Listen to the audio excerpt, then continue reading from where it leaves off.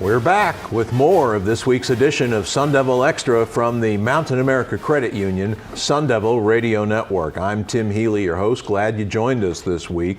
The Sun Devil football team will be the focus of the remainder of this week's show as we get set to visit with two of Coach Kenny Dillingham's players, one newcomer and one returning veteran. The veteran is a fellow that we last saw on the field last September 9th in Arizona State's second game of the season, a home game against Oklahoma State, and unfortunately, the Sun Devils' second game of the year was his last of the year because on the second play of the Oklahoma State game, he suffered a serious injury to his left leg, an injury that sidelined him for the remainder of the season. But we are happy to say that come 2024, graduate student Emmit Bohle will be back on the field for Arizona State and battling for a spot on the Sun Devil offensive line in year two under Coach Dillingham. Emmit Bohle is our guest on this week's show, on this segment of Sun Devil Extra. It's great to see you, Emmit. And a little bit of news. You've gotten the official U.S. government inspected clearance from the NCAA, right, to proceed for next year? I have. I got the clearance from the NCAA, and I'm recovering from my injury really well. But thank you guys for having me, and it's great to be here.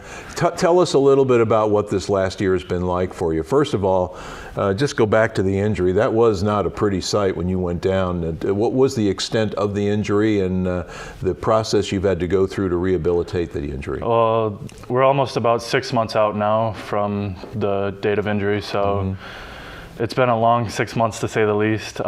Starting from on the field when it happened, it was just brutal. I knew it was probably the end of my season right there on the field. I broke my ankle and I broke my fibula and I dislocated my ankle along with some other ligament damage. So I could kind of tell just how my leg was sitting and everything that happened, that it was probably my last snap for the year. And that kind of just, I think it just set me up for the rehab process, and I already knew I was gonna have to start working to come back and start the process of return to play. So it was just a straightforward moment from there. I just knew I had a lot of work to be done, and it was just been a long process, but it's gone really well with the help of the trainers, the coaches, the strength staff.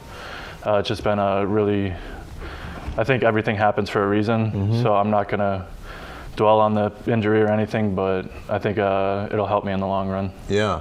I imagine your teammates and your coaches have really had to help you to get through that process, didn't they? Yeah, it was great for all my teammates and coaches to be there, having all the guys even just text me the day after surgery or something.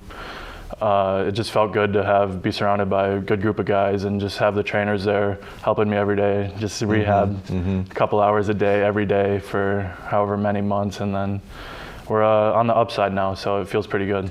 I've always wondered what it's like for an injured football player like that. I would guess normally it would almost be like human nature that you sort of don't feel like you're part of the team anymore. How did you feel during that process in that regard? So I took a couple weeks after the surgery kind of get back into the process, and then I joined the team again. It probably would have been 2-3 weeks later. Started going to games and practices once my injury allowed it. So just working back into the process, it was accepting, and then just getting back with the team. It takes a little bit because you can't do what you're used to doing. You can't help the team in the way you're used to helping the team. Yeah. So you kind of got to find another way to help the team, whether that's in film, on the field, helping with drills, just being there for the guys, because like we were talking about earlier, we were pretty decimated on the O-line last year. Yeah. So just helping those guys learn little things, keep progressing, and keep fighting for the guy next to them. That leads to my next question. We were going to talk about that. I mean, I've never in 26 years doing ASU football seen a position group as decimated as the O-line was a year ago, decimated by injuries. What was your take on how the guys who were able to stay healthy continued to battle, continued to fight, continued to scratch and claw through a challenging season? Well, I'm just super impressed and super happy for all the guys fighting and just going through everything we did. It shows a lot of perseverance, a lot of toughness for the guys that were still playing, that were battling through injuries, playing through injuries, to go out there every day, practice, get better, go in the meeting room, and then eventually go out there and compete on Saturdays. There were two guys in particular that I thought showed great leadership, Joey Ramos and Leif Fautanu. Talk about those two and their role. Those two did exceptionally well last year. Those are two of my better friends. And just watching them perform and be in the leadership role that they were in, it was really, it was a cool sight to watch them succeed and watch them kind of bring the whole group together, because they were two of the guys that, I know Joey was battling through some injuries too, and I'm sure Leaf was as well. But they were, I don't think Leaf missed a snap last year. I think he played all the snaps. So I think it was just super incredible for what they did and just to show their toughness and leadership. Do you envision yourself as being that kind of leader for the group this year? That's the goal, just be there for the guys. I think last year kind of helped. It showed us what we needed to do and how many guys kind of needed to be ready. You kind of have to have more than the 5 guys that are starting to be ready to play, because you never know what's going to happen. So this year, coming in looking to be a leader, just kind of bringing the guys together, make sure we have all our expectations and standards are held the same, and then just holding guys to an exceptionally high level.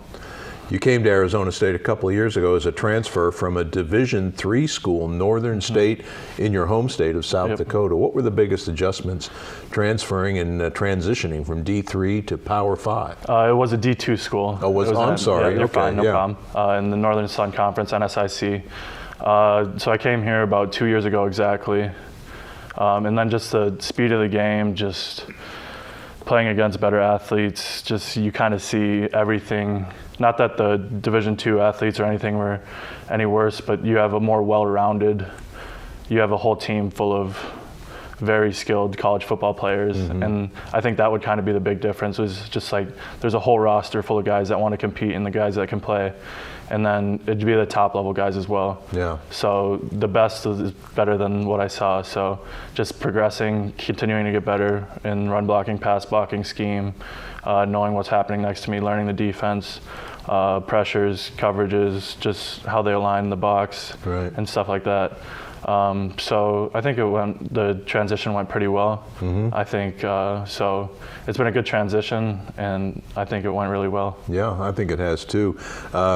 Obviously, in the offseason, Coach Dillingham and his staff have brought in a lot of reinforcements. You have a lot of new faces in the O-line room. Give us your sense of the vibe in that room and how you think the group's going to be this year. I think they did a really good job of bringing guys in who wanted to compete, guys who wanted to play, and guys that fit what they're trying to build here. We're trying to build that championship team, and it just brings in good guys, bring in guys that want to compete, guys that can push other guys, guys that can make other guys better. So I think in the O-line room this year, we're going to have a really competitive group, a lot of guys that can play football, and it's going to be really exciting to see how it makes us all better as a group. And it will be the job of your position coach, Sanga Tuatele, to mold that group together. How do you like playing for Coach T? I love playing for Coach T. He's got a lot of standards. He sets a standard high. We know what he expects out of us, and then we just try and go and replicate that on the field to the best of our ability. You will be a part, Emmit, of the first ever Arizona State team to compete in the Big 12 Conference. And as a native of South Dakota, everybody knows the Big 12 is a conference based with a lot of Midwestern schools. That must be exciting for you. Share with me your thoughts on heading off to the Big 12 next year. It'll be exciting to be in the Big 12. Personally, I don't feel like it changes a whole lot for me. Our goal is still always the same. Obviously, it'll be a Big 12 championship instead of a Pac-12 championship, but we're still looking for that championship. It'll be exciting to see what the Big 12 brings. Obviously, there's going to be some changes, and the scheme will probably be little different for some teams. So there'll be adjustments that we're not used to playing some teams. So there'll probably be some adjustments that we have to make that we're not used to, that haven't made in the past. But it'll be fun. It'll be a good year, and hopefully a very competitive year for us. Yes, sir. Now you're a grad student. What's your academic status now? Your degree. What do you hope to do once you're done with college? Hoping to play in the NFL, but with a degree, I'd probably be looking into doing coaching, training, some personal fitness, something like that. I love football. I love working out, so something staying in those 2 areas probably. You feel good about your move to Arizona State? I do. It's tough. I always tell everyone when they ask me, it's tough to complain about being here. So it's been awesome. I love being down here. It's great to be a Sun Devil. So. Well, you've been an inspiration with the way you've recovered from a really serious injury, and it's great. It'll be great to see you back on the field in 2024. All the best to you, my friend. Thanks for the visit. Thank you very much. Sun Devil offensive lineman Emmit Bohle, our guest on this segment of Sun Devil Extra.